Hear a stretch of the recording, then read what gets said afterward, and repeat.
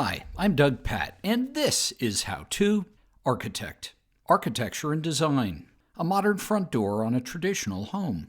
First, I'm going to do a special Architects Academy over the next month or so, on top of everything you get when you join, which includes talks on design, portfolios, architectural style and terminology, time management, how to write like an architect, the golden rectangle, how to make a model, how to design like an architect, and a book I wrote called Architect. This month I'm adding 1 hour of my time on Skype for each person that signs up. So you sign up and we can discuss career change, college, projects you may be working on, the design of your own home, renovation work details, and the list goes on. So just go to architects.academy and sign up. Today, I'm going to give you a quick glimpse of one of the many projects I've worked on over the years. It's a renovation project, and in specific, a contemporary front door we did for a client with a traditional home. I worked closely with the owner, interior designer, and general contractor when working through the design. First,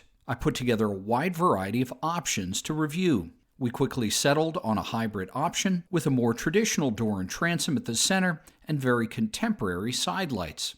They're essentially tall windows with minimal frames. Then it was time to detail the design for pricing.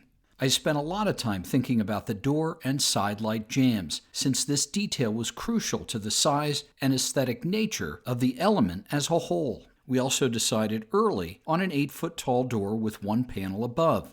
We used a panel detail already found in the house and settled on wood jambs that kept the cost down to some extent. The objective for the door with transom above was to make it feel tall, and yet in scale with the tall interior ceiling heights and exterior volumes. As you can see, we also decided to keep all of the existing interior moldings in the foyer right up to the edge of the new sidelights. We all agreed that the door could stand alone as a more traditional element, flanked by contemporary sidelights that ultimately sit within the framework of an otherwise traditional space, and the result works quite nicely. I'm Doug Patt. We'll see you next time.